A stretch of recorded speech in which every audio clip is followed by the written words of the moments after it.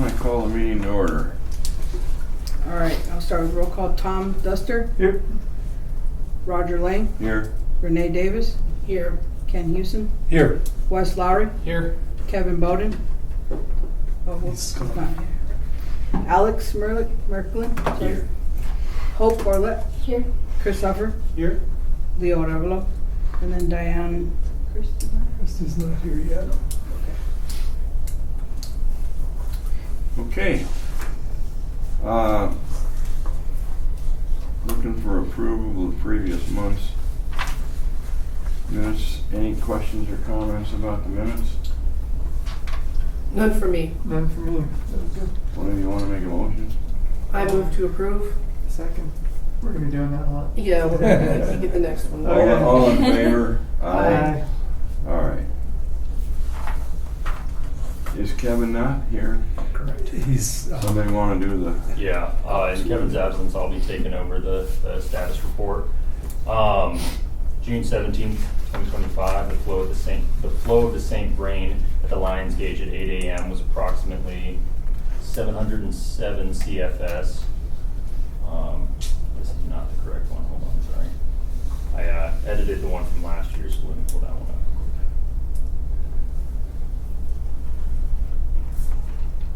Okay, here we go. So the correct flow at the Lions Gauge at 8 a.m. this morning was approximately 489 CFS. The 125-year historic average is approximately 558 CFS for this date. There's currently no call on the St. Vrain and has a free river. The call on the South Platte River is North Sterling Canal, which has a priority date of January 5th, 1992. Ralph Price Reservoir at Button Rock Reserve is currently at capacity at an elevation of 6,400.31 feet, or approximately 16,266 acre feet. Last week we ended up getting over the spillway at Button Rock, so we're all full at the reservoir. Union Reservoir is currently at a gauge height of 21.43 feet, or 8,286 acre feet. That's down approximately 4,482 acre feet from full. Select St. Vrain Basin reservoirs at the end of May were 71.54% full. At the same time last year, the St. Vrain Basin reservoirs were at 90.24% full. The storage is not typical for this time of year. Our biggest holes right now are really Union and McIntosh Reservoir. Though I think it's important to note that since the end of May, so for June already, we put 1,300 acre feet into Union Reservoir. And with Button Rock full now, most all of our water is going to be headed towards Union of what we can get. You got a prediction on when it'll be full? 2026? Yeah, maybe not this year. So. We won't fill it this year? I mean, it's not likely. Okay, all Unlikely. right, well, just curious. It's really the amount of flow rate we can get in there versus the number of days before we get a call on that. Yeah. Yeah, Button Don't Rock have enough days. being an in-stream reservoir, we're really only limited by the capacity of the stream, which, Right. but Union is, Oligarchy is the inlet ditch, and we don't have, as much capacity as the river would. Okay. Any questions about the report? All right, thank you.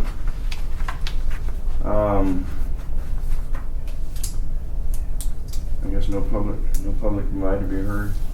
Okay. We do have one. Yeah. Oh, I'm sorry. That's okay.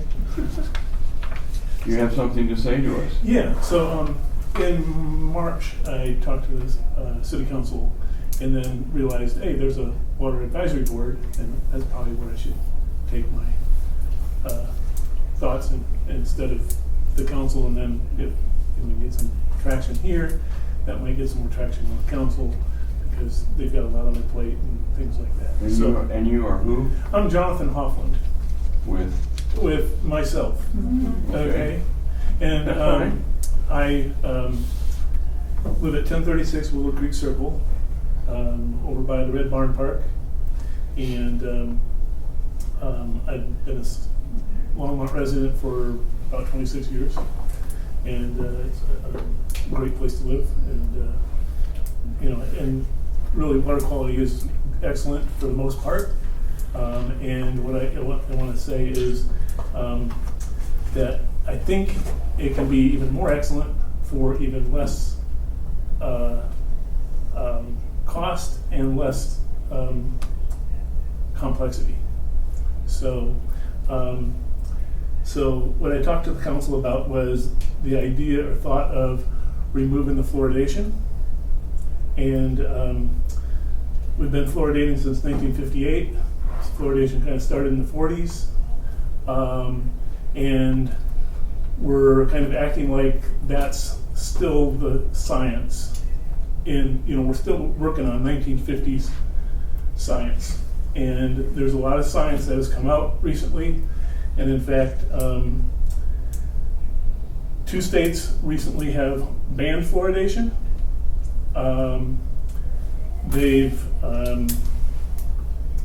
What else? There's multiple municipalities who have stopped fluoridating. So we already have a naturally occurring level in the water, so I don't think it's really necessary to add fluoride. So a couple things to note is that you probably get your fluoride in something like this, and it's added to the water. And you can kind of see right down here it says toxic. Okay, and it is toxic. And there's some studies that have come out recently that, so I can kind of go over some of the things that I talked about to council. So, look, I mean, I used to be a believer in fluoride. I grew up with fluoride, drinking fluoride Kool-Aid,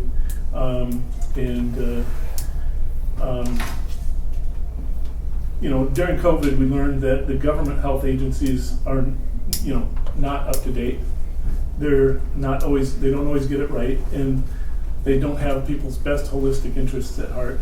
Okay, the whole reason behind it is cavities and dental health, and the WHO's own data. And I can hand this around. The blue lines are non-fluoridated areas, and the red lines are fluoridated areas. Iceland, Italy, New Zealand, Japan, Australia. And yes, the cavity rates have dropped, but they've dropped in non-fluoridated areas the same amount and same rate. It's not the fluoridation that's stopping the cavities, okay? The other thing is that fluoridation, while it may be beneficial to help with cavities, they've learned that it's not taking it orally or systemically, it's more topically on the teeth that helps. So we're taking in all this toxic stuff, putting it through all our system, and then getting minimal dental support from that. Okay, and in 1999, studies showed that the dental benefits of fluoride are gained primarily topically, not systemically. Okay, in September, after 7 years of expert testimony, based on the latest data in federal court in California, a federal court in California ruled that fluoridation chemicals pose an unreasonable risk to health and directed EPA to revise its fluoridation recommendations. Okay, for 7 months, or 8 months, 9 to 10 months now probably, okay, EPA has done, worked at the speed of government, and it's still where it's at, okay? Maybe they're gonna do something, but in fact, in 1983, the NIH convened a panel of experts to recommend new fluoridation standards to the EPA. Well, 42 years later, the EPA has yet to adopt those lowered recommendations. Fluoridation's a neurotoxin, and that's an undisputed fact, okay? So I'm questioning why Longmont residents should be paying to have poison added to their drinking water. It seems like it would be less, costly to not, okay? Now, Longmont can wait for the new EPA standards. Okay, so studies have shown that fluoridation causes a statistically significant IQ loss in children, okay? And there's also other adverse effects like kidney disease, dental fluorosis, and which happens quite a bit, is where people get too much fluoride, weakening of the bones, hypothyroidism, osteosarcoma, arthritis, and memory issues and more. And I was supposed to be going over to California today and didn't catch my flight, so I'm here. But the reason I was going there was because my mom is dealing with Alzheimer's and dementia issues, and with the significant IQ loss in children. It says it's affecting the brain and the memory and things like that, and there's a lot of thoughts that it has something to do with Alzheimer's. And the amount of Alzheimer's that has come up has increased significantly since the 1950s. So Longmont can wait for the EPA to issue new recommendations, or it can be proactive and eliminate this unreasonable risk now. Most of Europe does not fluoridate. Okay, Utah just passed a law saying not to fluoridate. That was back in March. Another one in Florida did the same. And there's nothing stopping from Longmont taking some action now. So I'd ask the cities. I'd ask you to ask the cities silicate fluoride silicate, which is added to the water, if they can point you to any credible study that shows fluoridation is safe for the brain. And I almost guarantee you they will not be able to give you a study. Okay? So we can have real nice smiles and be really not so smart. Okay? I think the brain's a little bit more important than the teeth. So, and especially when there's so many other ways to get your fluoride. There's much better ways to get fluoride than when it's in the water supply. Okay? When it's in the water supply, no one can opt out. It's very difficult for people to opt out in the town of Longmont. Okay, if they want to get fluoride, at the dentist or in their toothpaste, they can opt in or opt out. But water, it's really hard to opt out. Now, I have opted out. Okay, and we've got a very expensive distiller system. Okay, my wife's a holistic health practitioner, was a nurse for several years with Kaiser, saw the health, crisis as, firsthand, and is dealing with it. Okay, so the thing about not being allowed out is it's especially dangerous to, the, in utero in the first 6 months. Okay, so, and that's a time when there's no, the studies have shown there's no oral or dental benefits for the fluoride for someone who's in utero or in the first 6 months. Okay, and something to note is that formula babies in fluoridated communities get 250 times the amount of fluoride as a breastfed baby in a non-fluoridated community. Okay, and in fact, the body's smart enough to realize we're created in such a way that the body, a woman who's lactating will actually remove the fluoride out of the water and out of her body when they lactate, so the baby doesn't get it. But that doesn't happen when the baby's formula fed. So, the other thing that happens is what if a mechanical problem or a human error occurs at the fluoridation stage in the treatment plant? Okay, too much SSF is released all at once. What are the alarm systems? What happens with that? Does Longmont have a plan for this, or would it be kept quiet? Oh, we screwed up. Don't tell anybody. I've worked in industry. I know how that works. And you can't say it doesn't. Okay, it's like everybody's going to try to cover their butts. Okay, incidents like this have happened elsewhere and it have resulted in deaths. Okay, particularly some people with kidney disease, dialysis, and things like that. So, so there's something called skeletal fluorosis, and kind of shows some of the interestingly, what happens is the too much fluoride actually weakens the bones. Lots of older people who've been on fluoride water for a long time. You know, we get hip fractures and hip fractures at an older age, which I'm getting closer to, you know, are very significant health risks. A lot of times it's the beginning of the end. So I would just ask the board to at least consider getting ahead of the curve and look at the real science out there now, not the 1950s science, and look at it holistically, not just dental and what you've always heard. I mean, that would be my request. So. Anybody got any questions? No. No, And I can leave these with you, and there's a website here that you know, you can go to. It's pretty long, but if you need, I could, you know, someone could, I can put my email on and phone number on the list. Okay. So any of you are I'm welcome to reach out to me.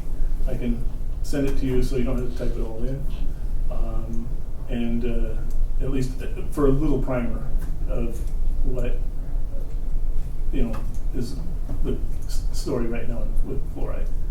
Okay. I think we're on cruise control, and everybody's kind of, hey, grown up, told, oh, it's the greatest health thing that's, you know, been done, and you know, we don't get cavities anymore. And you know, if you really look at the data, it's very suspect. Yeah. Okay, Jonathan. Thank you for your comments. So, any questions? I don't think so. Okay, Thank you. I'll probably hang around for just a little bit, and then I'll probably take off. So, All right. Okay. everybody wants it. Any agenda revisions? I have no. Okay. Development activity. You got on that one? Yeah. So included in your packet is one item for action. It's Dry Creek annexation, a 7.951 acre parcel located north of Clover Basin Drive and east of Airport You got a Road. map of this? There's no historical water rights pertinent to the property. So therefore, it's presently in compliance with the raw water requirement policy at this time, and will be at time of final plat, with satisfaction of the 23.853 acre foot deficit. That's 3 acre foot per acre. So just a couple other small notes. This particular annexation was first brought to the city about 2 years ago in a pre-app, so it's been quite some time coming.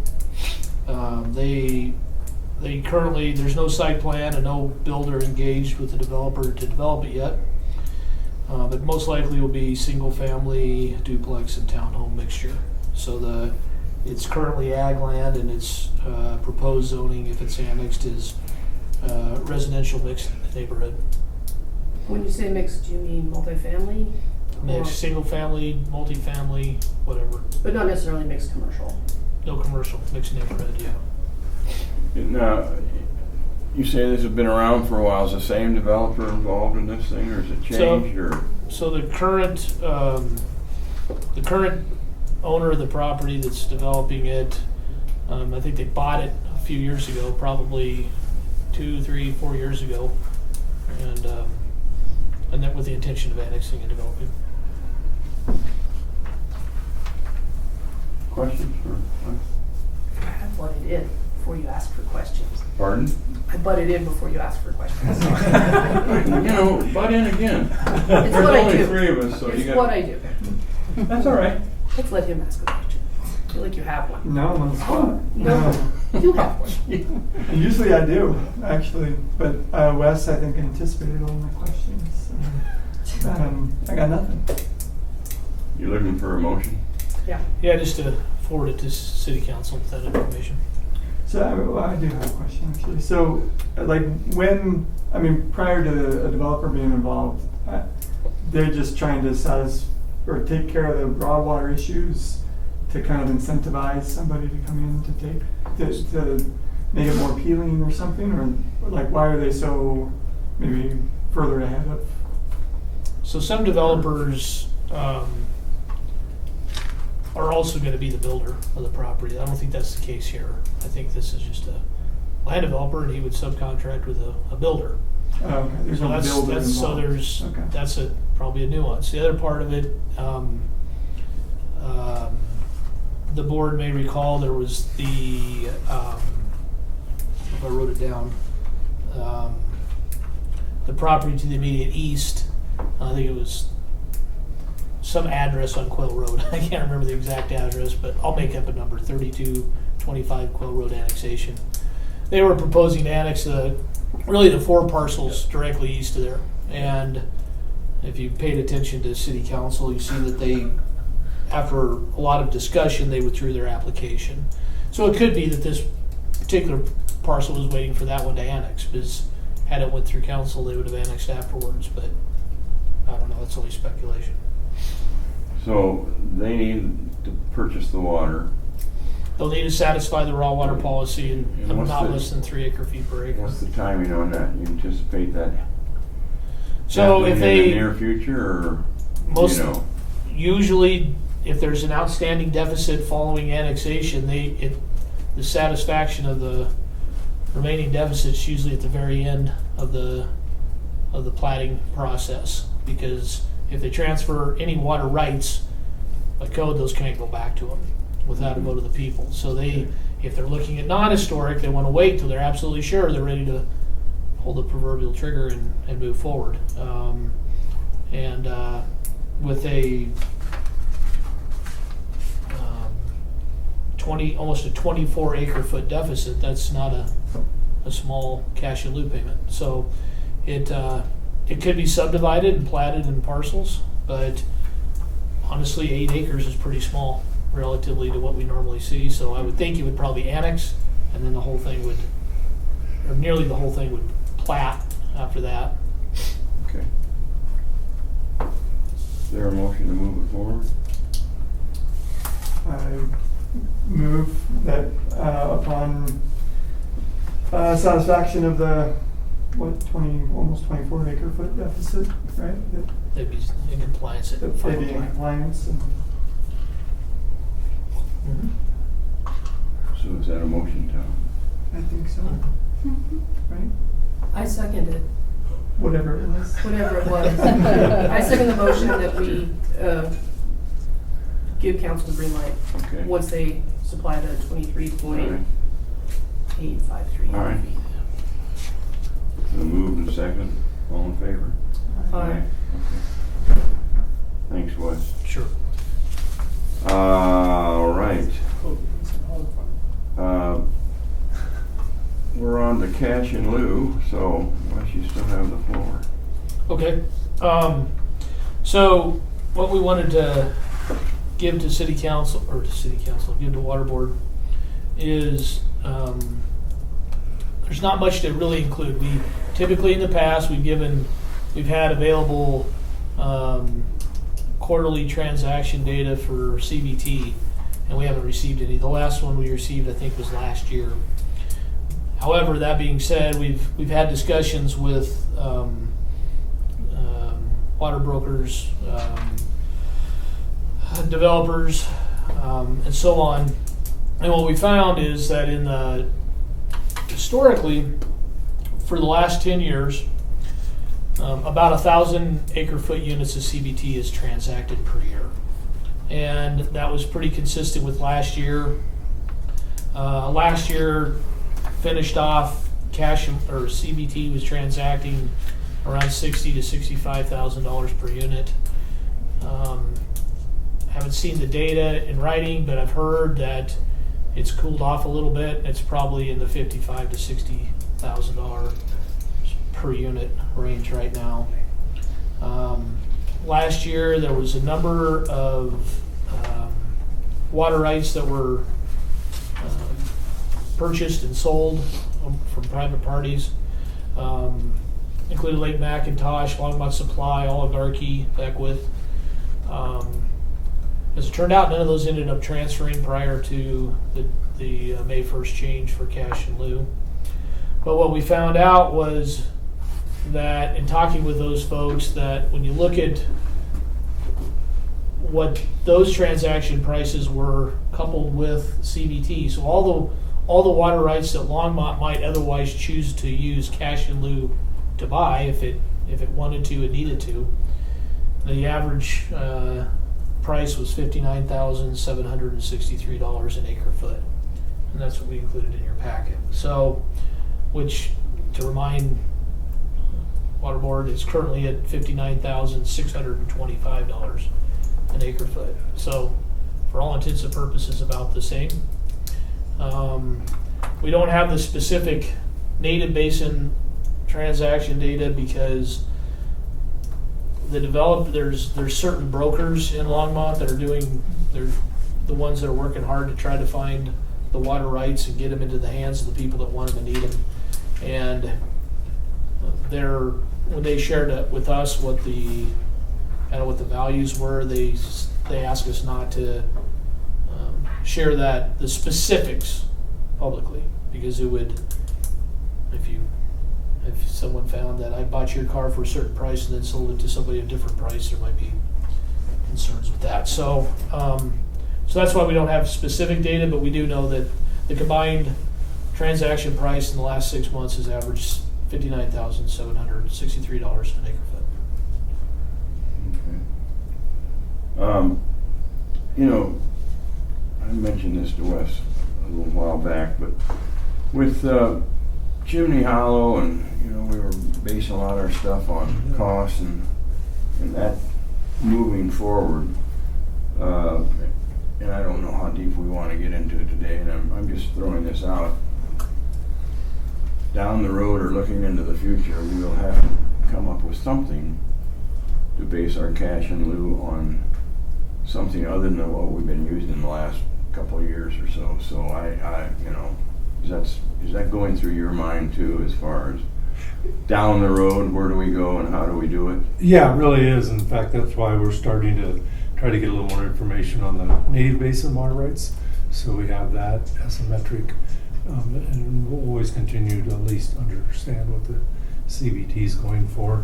And then long term, we'd also like to look at what different project costs are, and so hopefully we have that whole picture, which is really what Wes did here, was kind of looked at what's out there right now in front of us and what will be, and we can continue to have that conversation Well, about what we want to base it on. and I wanted to suggest actually a slightly different methodology. I think the research is I of course would love to see more numbers, but I'm hearing your confidentiality concerns, which I know that's just a part of it. But I'm wondering if maybe we should do something that's more like an inflationary index. And I think that has some merit. And then do that for a period of time, and then do a true up against water rights sales when we can get more data and a wider set of data. In other words, let the data kind of stew for this year and consider something like consumer price index is one index we could use, and just basic inflation. I think this has some merit for ratepayers, because then y'all, staff, city, can go to the ratepayers and say, hey, developers are seeing an increase that's very similar to what you're seeing when you go to the grocery store. I think that has value. It also has a benefit for developers in that they get a slight increase this year, slight increase next year, and then the true up is hopefully not a rate shock. Because those are two things I like to avoid. Developers. Yeah, back to the ratepayers. I also personally, if I were in the position of city council, I would be hesitant to say, oh, everybody else's costs are going up, as we're all experiencing, but developers get a 0.2% increase. That to me feels like a little bit of that could raise questions about whether or not ratepayers are subsidizing development in Longmont. And so those are kind of my talking points, but considering, and I would say that consumer price index is not actually my favorite. I like the engineering news record construction cost index for Denver. I think it kind of speaks a little bit to some of the housing and development costs are kind of, I think, in there a little bit, but also like new construction, new project costs are kind of in there too. And so I think that is maybe a better fit for water rights. But that's just my take on it. I would say my proposal, if you want me to put some numbers to it, would be something along the lines of $62,000 per acre foot cash in lieu valuation, which is a $2,000 increase. And that's just based on current Times Engineering News record, average inflation for the last 5 years. Okay, I hear what you're saying, and I don't Yep. disagree with it. I wanted to make one other point, since we just tied this rate up in May, and basically I think the plan was to hold it steady for a while, even into next year probably. I'm just saying that I think that's the word we got out to the people, and what you're proposing, probably something next year that will. It would be next year. Yeah, I'm not saying, All right. we're not doing this now. It would be like for an increase in May of next Okay, year, all which right. would be annual, Yeah. but not today. Okay, all right. Not today. All right. Slow, steady, but not, here's $2,000 extra on everything. No, but annually, yeah. Yeah, okay, all right. But something to think about. I mean, it's June. If we're going to aim for, fall proposal, I think this gives us a little time for back and forth and consideration. Well, we'll have that discussion as we get Yeah. into next year, but and that's a good suggestion. And I think, where I've always been, apparently I'm next up on my renewal or whatever, which made me realize that I've been here for 4 years, I guess. So, four. Oh, yeah, fine, okay. Yeah. So over the 4 years that I've been here, and I remember very early in the time that I was here, there was a lot of discussion. We were really rehashing a lot of cash and loot kind of stuff. And so I was really trying to come up to term on like exactly what it was, how we do this, and what the basis is, and what my feeling was about all that. And I think there's been this kind of discussion all along about kind of some adjustment for inflation, et cetera. And I just I'm curious about how that kind of like lends itself into like the wording, right? That we're supposed to be kind of like considering, right? And I can convince myself that maybe it does fit, right? That like, for example, it says like that this is just from the notes, right? The basis for the water board recommendation shall include the current market value associated with the purchase of units of the CBT water, and then non-historic native basin waters, et cetera, et cetera. Then we've adjusted that kind of thought in the past to kind of consider like what the next reasonable project is, or some other types of wording like that, right? And I do think that like some type of adjustment. The purchases happen episodically, right? They happen on this like momentary basis. They sporadically, like a snapshot in time, right? And so knowing at any given moment what the current market value is of course really difficult, interspersed between the individual purchases, right? And I think that like the way that a lot of places have dealt with that type of circumstance is some type of inflation adjustment or something along the way, right? So I think it does keep within the kind of current market value if we assume that we never know what precisely the current market value is, that we have to make some kind of a kind of interpolation between individual data points or something.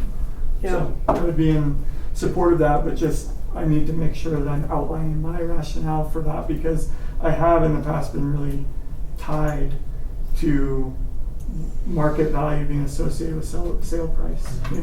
It's And, hard to get enough data. Yeah, but it's hard to get enough data, as I've Yeah. found over the last 4 years. Sure. apparently. So. That's good input. No, good points. I'm also going to throw something out there. It's an organization I am not financially associated with, but Westwater Market Research is an organization that does do market sales, and they have a database. Yeah. You would be paying them for a study, and they like to go big on their studies, but I think their data is great. So if we wanted to do that, or if y'all wanted to do that as a 5-year true-up and get more data from people who are basically in the business of hunting that data down, because I'm guessing your outreach on this was a chunk of work. You could contract that out and get more information that way. Yep. That's a possibility, but I almost don't want to spend. I don't like doing studies. We can help it. Okay, all right. Well, as far as timing on all this, we'll be looking at shooting for next year. Well, That's my thought. Next June, yeah. Because yeah, next June for an increase, is that what you're saying?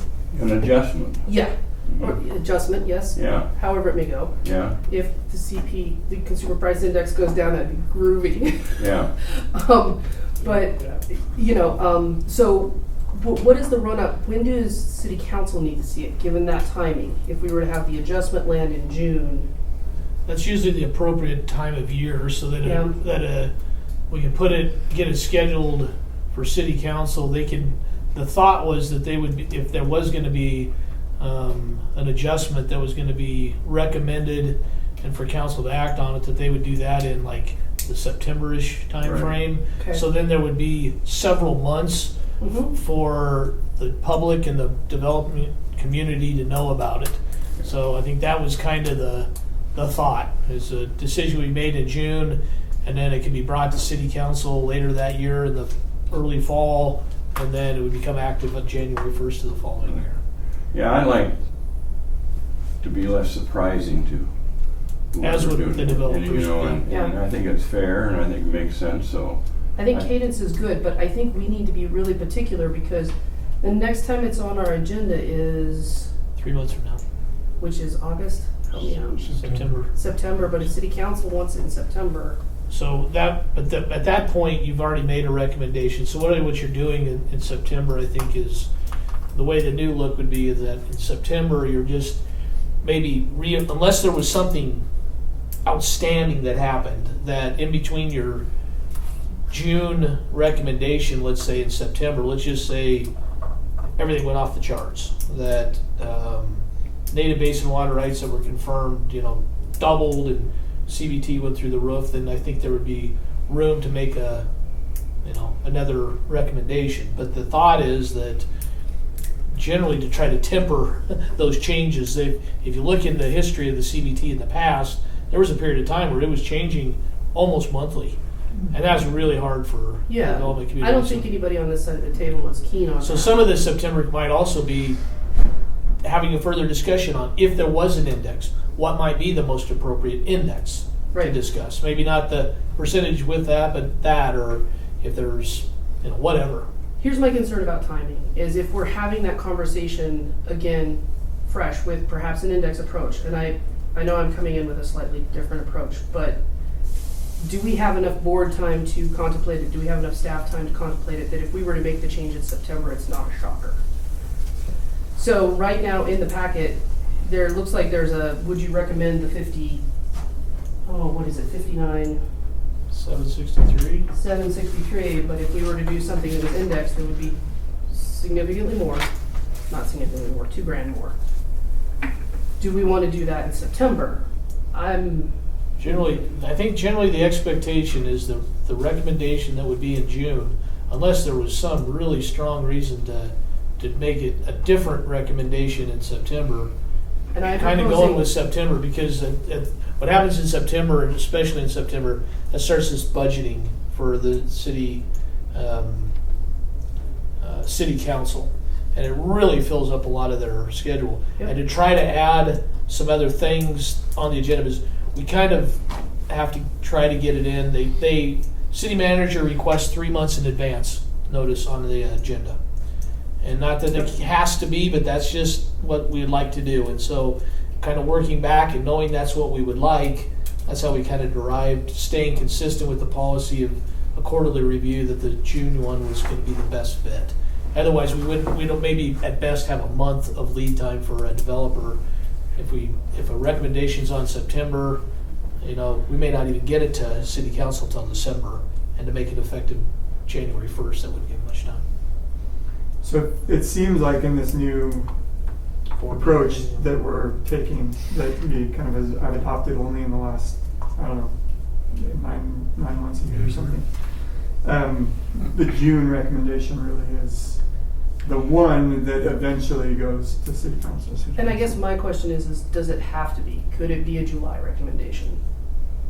Well, Well, so we do the quarterly reviews, so then the cadence that we've had in the Yep. past have been, March, June, September, so our next opportunity would be really September. And it's not for a September city council meeting, it's for a December, January city council meeting, it sounds like. So I theoretically. thought we were tied into, we have the rate we have, and if we want to change it, we're looking into next year to do it. So you want to just stick with the 0.2% increase? Where'd you come up with the 0.2? That's the math. Well, that's the extra, what is that? Sorry, I need new glasses. That's what's recommended That's the now? extra $150 or something. So the number in front of you wasn't a recommendation. Yeah. It no, was that- just to say that was the average price of the Right. transactions of the data that we have. And so It you're feels, the ones that make the recommendation, not to staff. me, when I looked at it, I said, well, that's minuscule enough that I would recommend no change. And from a logistics standpoint, we would appreciate that. Well, and that's. And I looked at it and said it's minuscule enough that I would recommend a different change. Well, Yeah, well, But I don't yeah, want and that- and to. I don't want that's to spring that certainly- on 3 board members with 2 board members absent. So that's why I'm Certainly, asking that's about July. another viewpoint. Yeah, Yeah. absolutely. And in 2 years, we make a bigger jump, and that's what I'm also trying to avoid. well, I'm thinking we leave things alone with the number we've got. We've been bouncing these guys up and down and all around, and now we finally settled on something. We had the timing, and I think my opinion is we roll this into next year and take it on at that time. So, Yeah, well, certainly, if you do that, we'll make sure we bring yeah. bring the inflationary index as one of the things, and so we won't lose it out. 'Cause Then it'll be 10%. Well, it is what it is. It'll be more. It is what it is. Well, but I think, I mean, that assumes though that that's the additive of 2 years, right? It is the additive. But of 2 years. but I think the idea right now is that we have this snapshot in time. We had a snapshot in time a year ago, Yep. and the amount that we came up with was 59 and some change or whatever, right? And today's snapshot in time is the same. So really, so the idea is like okay, yeah, I understand that maybe we could apply the index to last year's value, Mm-hmm. but what these data are showing us is that maybe that wouldn't have been that the value the amount that we should be using is still the same today that it was back then, right? So in other words, the value of the water didn't increase at the rate of inflation. It stayed pretty steady. I guess in that case, I would like to see the data. Well, I'll tell you what. And so maybe in this instance, then if we start with some kind of index value, we could just as justifiably begin indexing from today as we would have from last year or something. I guess that's one way to say that there wouldn't be an increase, a larger increase next year. Just hold it the same this year. And so therefore there would, presumably, we could justify not having a larger increase next year. Depends though, I mean, Well, let's maybe see we what do the- get yeah, let's see what the some data numbers that show. shows that it has increased faster than the rate of inflation. All I'm saying is, at the level we are, I'm comfortable with rolling into next year with this amount. And then we get into what adjustments we want to do. That's one thing, and the other thing, I think there ought to be 5 of us if we start I agree for that grinding too. this down, so. Which may actually justify why June is perhaps not the best month, but Well, I because don't- Junes are frequently Well, anyway. Well, do we? challenging. Yeah. So I'm comfortable keeping it where it is today, but I do want to think that over the next year, that this is a big task of ours over the next year is what is our next. I mean, for so long we've been basically saying, okay, well, I mean, it's, when you got firming and, all the things that go along with that. And of course now that project is done, and so we're not done, but getting close, right? And so then my question has always been, okay, well, what's the next reasonably foreseeable project that we're basing our values on? Now, if that's not the approach that we're taking, the next reasonably foreseeable project, and instead we adopt an inflation index kind of approach, I'm happy to entertain that idea as well. But maybe we use the next several months to try to figure that, or next a couple of water board meetings to try to figure that out. Okay. Not next couple, the next quarterly instances when we discuss this. All right. So I don't know, Renee, what do you think? I would really rather table this till July and actually look at an index approach. That's where I'm at. Yeah, let's table it at least until July, so we can. I'd like having a full board member, Exactly. a fuller board here for this Alright. conversation as well. All right. Very good. We'll move on. Okay. All right. I do have one. Can I add a thought? No, sorry. Okay. You said your piece. We right. appreciate it, but that's it. He had a question though. I do, actually. So the average, you had in here, the wording was the average of CBT units and non-historical native basin water rights. And then the value, right, 59,763. You also said that the CBT transacted over the last year or so, the average there was about 60, so right around the Per same, unit. 65 Per per unit. unit. Yeah, that's a great Which point, is actually. A 70. So that's 0.7. Depends on what the sale was, but yeah, it's 0.76 is the credited yield for a unit of CBT. Right. So I was about to say, do we presume from that then that the native basin numbers are around the same-ish? But of course, we would have I to don't adjust for I don't think the. we know. Yeah. The native basin rights were transacting less than the non-native basin rights. And then we also have to factor in how many units of each are sold, which of course then factor into the average. So. Yeah, and if the CBT is coming in at 60 per unit, that takes it to 79 per acre foot. Okay. Okay. All good information. All right. Let's move on. Hope, are you ready to talk? Yeah. Okay. You're now.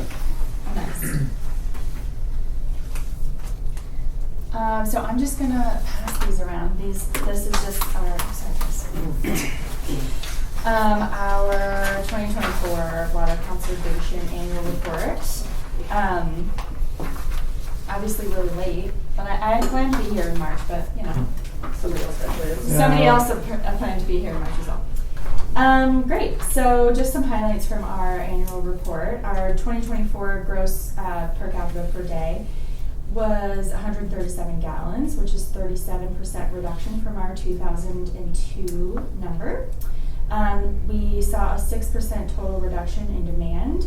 And just a reminder, our previous water efficiency plan goal was a 10% reduction in total demand. We are seeing about 12 million gallons of annual savings through our programs from 2024. And on the back page is just our water consumption by customer class. Our residential remains our largest water users, of course, with our commercial and multifamily next.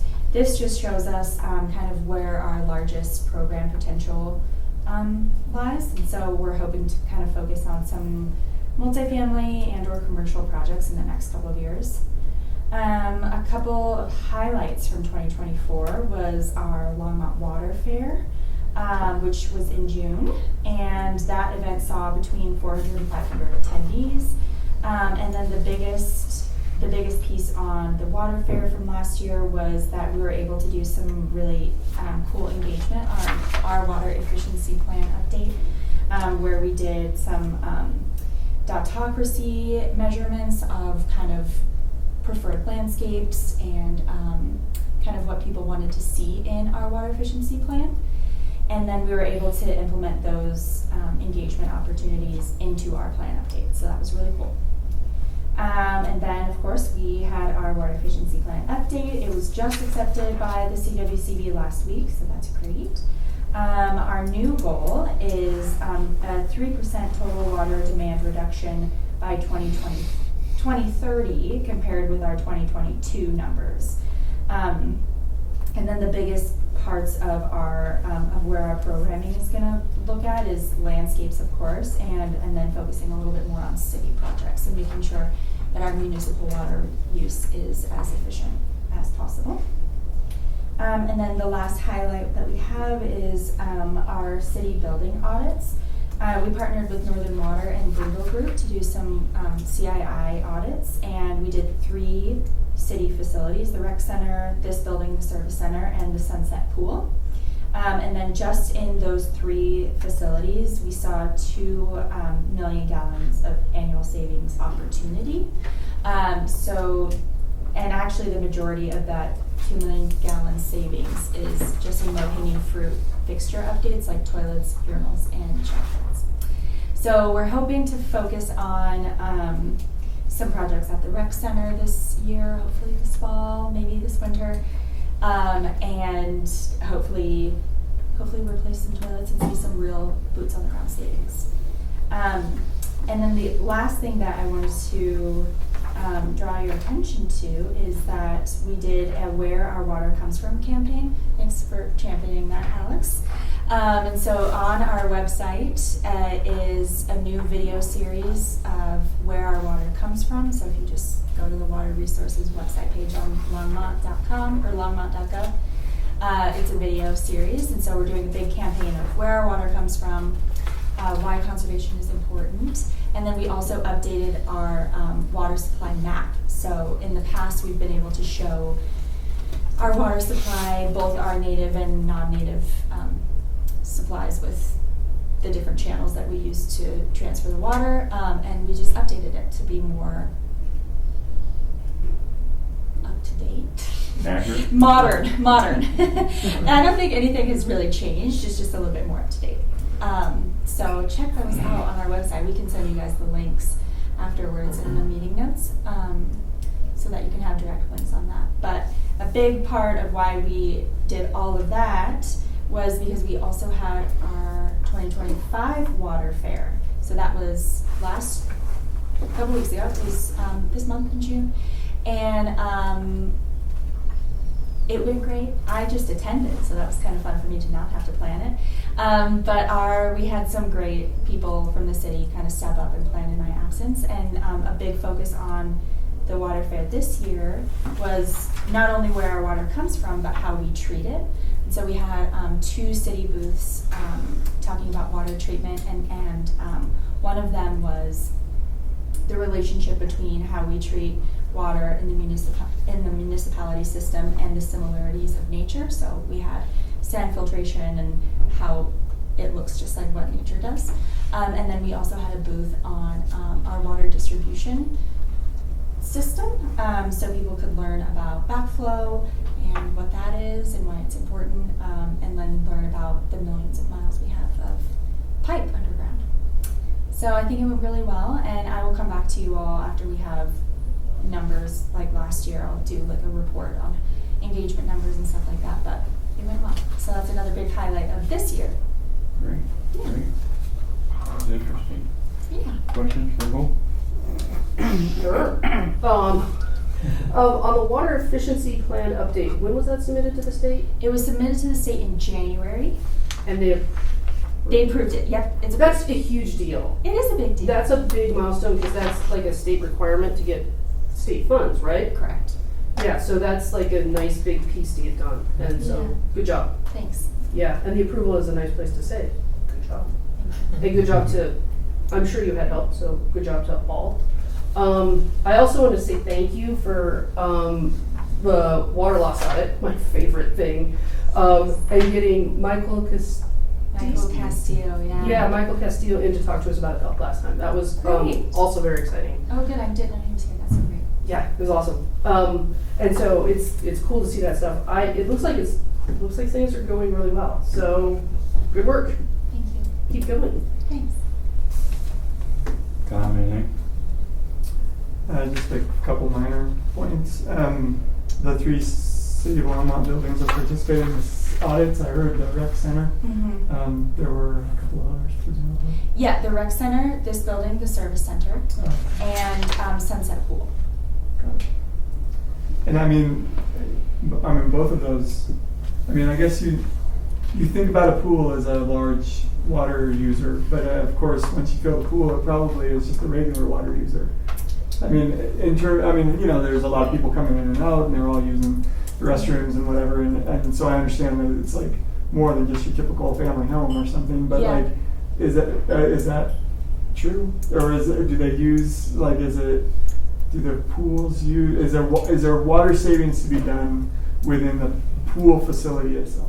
Yes. Okay. So the thing about pools is they leak always. Every pool always has a leak. So no matter how efficient it is, it's always leaking. And so that's and actually the pool, the leak fixes is actually not included in those 2 million gallons because it's just an assumed loss that we're always going to have water loss in pools. One of the things that that Northern Water suggested we do at Sunset is put a cover over it. We could look into that someday. And then the other things were both, obviously the leak repairs and changing out the filtration system. But those are all very big ticket items where it's kind of like where we're focused on in the next, honestly, probably 10 years is like these low-hanging fruits: toilets, shower heads, aerators. 2 million gallons of just toilets and aerators, like that's huge. That's huge and so easy. Like I'll just write them a check and I'll just do it right now. You know what I mean? So once we get all of those low-hanging fruits, then we can focus on, okay, how are we going to replace this filtration system? How are we going to mitigate the loss of evaporation at Sunset? Those sorts of things. But really, it's bathroom use. I thought you'd been to a Something more new. water-wise pool. Yeah, exactly. A liquid pool cover, which is a thing, actually. Oh, Yep, it just reduces evaporation, which is what a pool cover is supposed to do. perfect. But I don't know the details. I don't remember the details of that anymore. So it sounds like you had basically some large flushing toilets. We do, yeah, Yeah. we do. And Okay. actually, Nicole, who's our intern, she's so great and did an audit actually of all of our city facilities. And it's strange, the way that we operate is when it's broken, then we Mhm. fix it, right? Yep. Which is what we can do at this time. And so there is probably like at least one toilet in every facility that should be replaced. That's like 4 gallon. But they're not all of them, and there's just a sprinkle of them here and there. And so it will be easy to mitigate those like sooner rather than later. It's not like we have to replace every toilet at the rec center. I think it's like 5. Yeah, that's my experience, having looked at a lot of detail in toilet water use. God bless my previous career. But you'd have the 7-gallon per flush toilets, and those are amazing. Like, what the heck were they thinking? It just goes. Like, it's just like watching Niagara Falls. It's like, I'm going to do it again. That was amazing. But it's like a day's worth of flushing for like 2 people when you do it a second time. Yeah. Because a typical toilet now is 1.28. And the 5-gallon flush toilets are anything pre-1992 is probably about 5 gallons. So it's actually worth finding those and getting them out. Yeah. And replacing a toilet I don't want to do it, but it's not that hard. It's very doable. It's not that costly. It's pretty straightforward. Right. It's So your where plumber. we're at with that is building relationships with facilities and making sure that they let me do Yeah, I know. Well, I hope they do let you do it. it. Yeah. Because it's important. Yeah. It is worth it. It's worth it. It's going to be Especially great. the big ones. If you were changing 1.6s to 1.28s, I'd be like, yeah. No. But the big ones, it's worth it. Mhm. It's just worth it. Yeah. Thanks. All right, thanks, Hope. Thanks, Ryan. All right, Ken? Yeah, well, I'll have to follow Hope and I don't have quite as big a splashy presentation, but just real simply, we all know it. Basically, the project's wrapping up. The inlet-outlet tower is completely done now. The dam itself, the embankment is essentially done. They've taken off their large 777 trucks that it's so narrow on the top that they can't put a big truck on there, so they've taken basically their big heavy equipment off, and we're actually down to the point where they finished all the air pressure testing, and now they're water pressure testing everything, and everything seems to be working quite well. A little bit of instrumentation work left to do because that's being done in-house by Northern staff, so it integrates into their system, so they can operate it within their system. And so a little bit of work left to do there, but good news, it's really wrapping up, and still, it doesn't look like they originally were kind of hoping to put a little bit of water in there in July, but right now it's currently being scheduled. They'll start putting a little bit of water in there in August. We've been doing great on the Colorado River for Windy Gap pumping. I don't know what the current amount of pumped water, but we're well over 20,000 acre feet. Windy Gap water pumped, which is sitting in Granby, just waiting to go into the reservoir. So that's really good. We'll be able to fill the reservoir with a lot more Windy Gap water than we thought we would, or had hoped for. So that's, I think, especially great on the first fill, for everybody that watches the project, to let them know that, we are actually putting Windy Gap water in there, and quite a bit of Windy Gap water. So we're very happy with that. So we're ready to move forward and wrap it up. Great. Long time coming. Long time coming. We hope to have probably, if I had to guess, probably around October, ground ribbon cutting. So we'll really celebrate it then, and heck, we'll have a little water in it.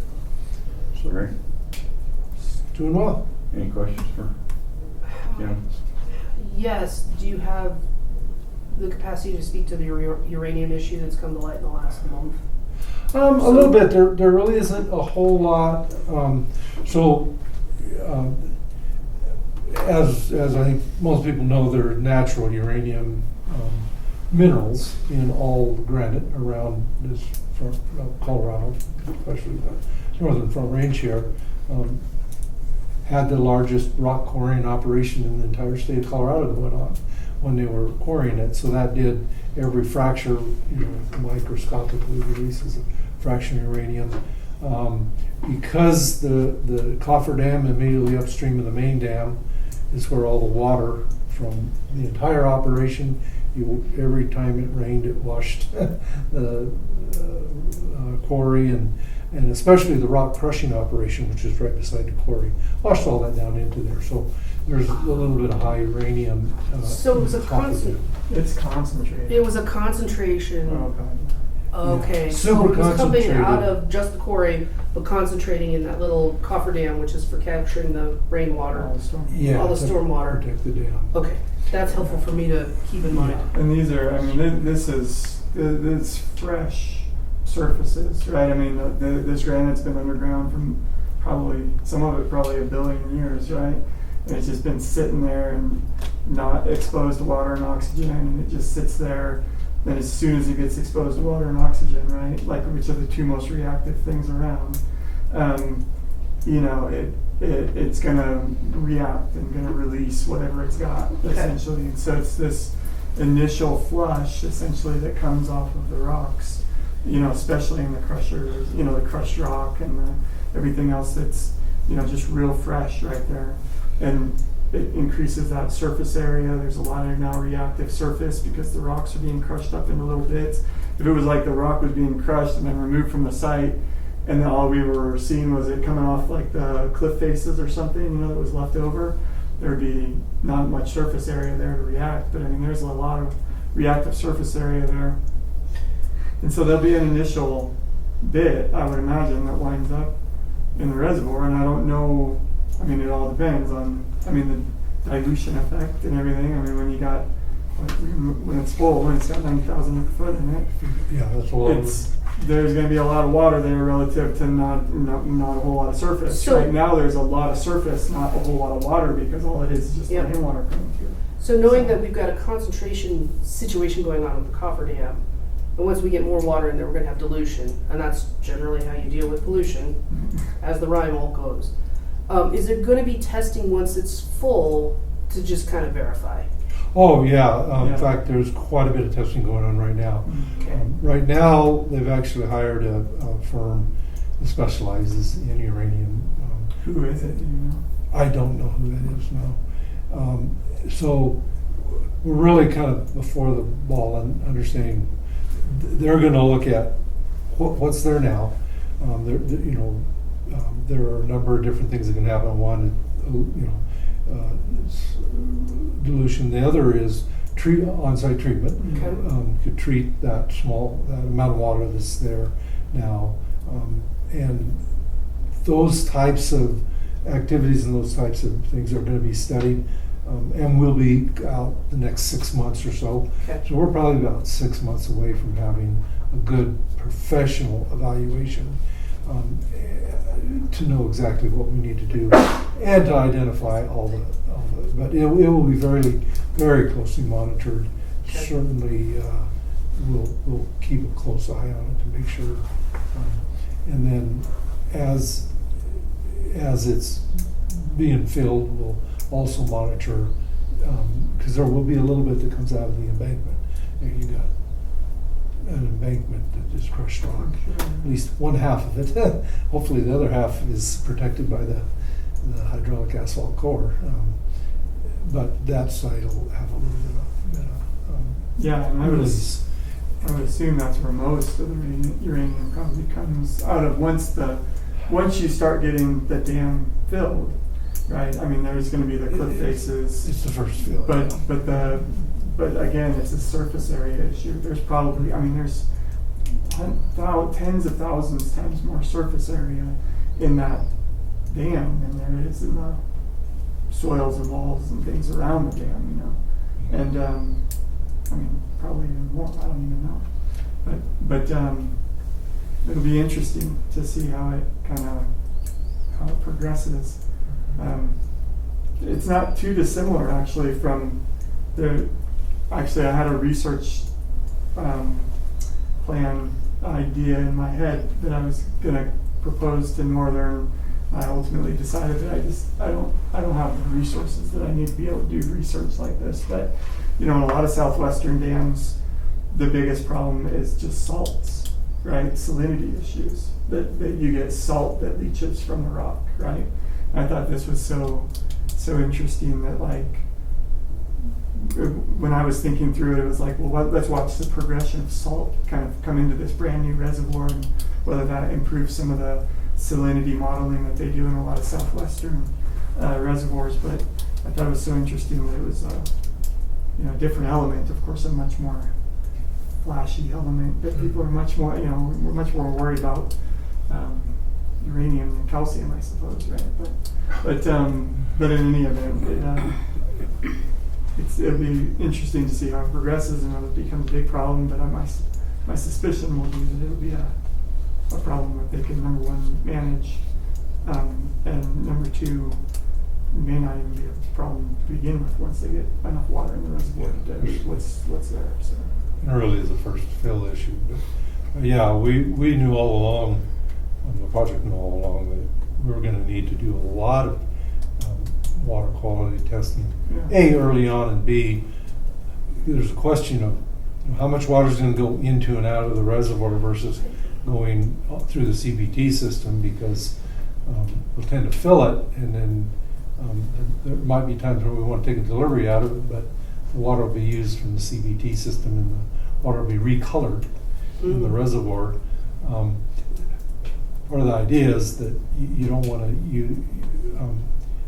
we can pre-position CBT water as part of the operational scenario, or we can put in virgin windy gap water. But you don't want to, it's nice if you don't physically move the water back and forth, because if you physically put water into the reservoir and take it back out, then you have a power interference charge, because you're not allowing the water to go through the Flatiron power plant. So we'll typically, there'll be a certain amount of windy gap and a certain amount of pre-positioned CBT, and you'll just, on paper, color that and take a like amount of CBT. But the concern then is, well, are we putting enough into the reservoir to keep it turning over and keep it fresh? And so we all along knew there would be a ton of water quality monitoring. And Yeah. this was found in the water quality monitoring, so it shows the water quality monitoring is working well and keeping track of everything, so. Well, that's a good point. That kind of boils down to, I guess, like residence time or something, right? Just how long, though, I guess that's another factor in all of these Yeah. determinations, is how long is the water there to react, right? And like how long is it concentrating? It's like lead pipes, right? Like the first flush in the morning is going to have the highest amount of lead in it, right? And then every other, and then there's like a diminishing amount of lead that kind of like comes through. So if you need to take a swig for drinking water, then you turn the faucet on for a long time or something, waste a bunch of water. But to be able to take, presumably that water doesn't have much lead in it. Well, same kind of thing, right? This first flush is going to have a lot of uranium in it, or a higher amount, maybe not a lot, but a higher amount relative to after it's cycled through a few times. It'll be not nearly as big a deal. So. Okay, very good. Anything else, Ken? That's all I have on it. Thank you very much. Any comments about review of major project listing? Nothing to add. Sorry. I have nothing to add. Okay, all right. Informational items and water board correspondence. This is kind of, I'm mixing this up a little bit, but do we have a gentleman that wants to do a public invite to be heard, or is he here to? I think you. Are you here just to listen? I'm just here to listen. Okay. All right. You're doing a great job. Oh, well, all right, thank you. Any informational items? Okay. There's some items scheduled, that's typical for future board meetings, so we'll get into those as time goes on. And so, other than that, anything else anybody wants to bring up? All right. Just a quick reminder, there is an appreciation ice cream social. I think it's like Tuesday. tomorrow. I think, Yeah. If anybody's interested in running by the Civic Center. Are you going to be there, Ken? I'm not, because I got a board meeting tonight. I Okay. gotta. Well, anyway, Yeah. thanks for reminding us of that. Okay, thank Yeah. you. All right. Well, if there's nothing else, go ahead and adjourn the meeting. So, thank you. Thank you. All right.